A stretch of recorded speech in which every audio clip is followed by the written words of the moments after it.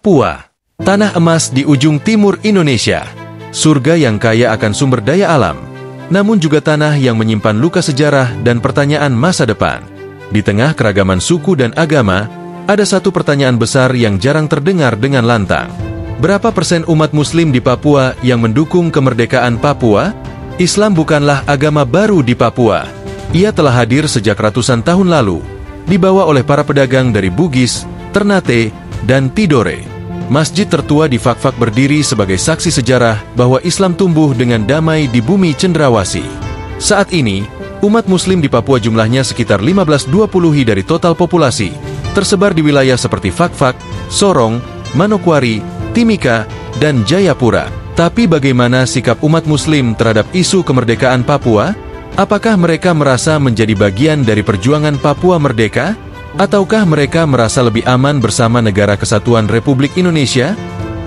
Data resmi yang mencatat secara terbuka berapa persen muslim Papua yang mendukung kemerdekaan hampir tidak ada. Isu ini sensitif. Namun, dari berbagai riset lapangan, wawancara, serta laporan hak asasi manusia, terdapat sejumlah temuan menarik. Di daerah seperti Fakfak, yang dijuluki Serambi Mekah, Nya Papua, sebagian masyarakat muslim lokal masih menjaga ikatan budaya dengan perjuangan Papua. Mereka menyuarakan hak-hak asli orang Papua dan menolak eksploitasi tanah mereka.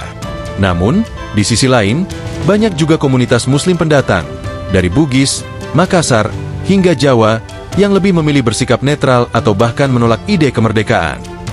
Banyak umat muslim Papua, khususnya yang lahir dan besar di Papua, tidak serta-merta mendukung kemerdekaan hanya karena identitas agama.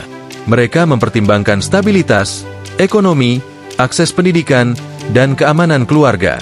Sebagian besar dari mereka hanya ingin hidup damai, bertani, berdagang, dan beribadah. Beberapa tokoh muslim Papua menyuarakan bahwa perjuangan Papua merdeka bukanlah gerakan sektarian, tetapi perjuangan atas martabat dan keadilan. Mereka menyatakan, agama tidak menjadi batas dukungan. Jika tanah ini tertindas, maka semua umat, apapun agamanya, harus bersuara. Namun, tidak sedikit pula tokoh muslim yang mengingatkan pentingnya tetap bersama Indonesia demi kestabilan. Maka, jika harus memperkirakan, dari seluruh umat muslim di Papua, kemungkinan hanya sekitar 10 hingga 20% yang benar-benar secara terbuka menyatakan dukungan terhadap kemerdekaan Papua. Sebagian besar lainnya lebih memilih diam, bersikap netral, atau tidak ingin terlibat langsung dalam konflik politik yang bisa membahayakan kehidupan mereka sehari-hari.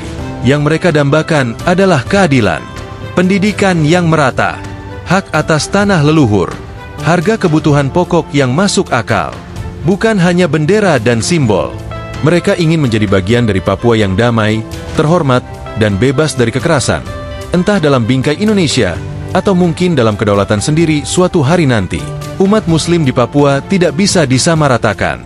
Di antara mereka, ada yang diam, ada yang bersuara, dan ada yang merenung dalam doa, menunggu jawaban dari langit dan sejarah.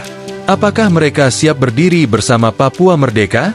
Ataukah mereka akan tetap bertahan di bawah panji merah putih? Waktu yang akan menjawabnya.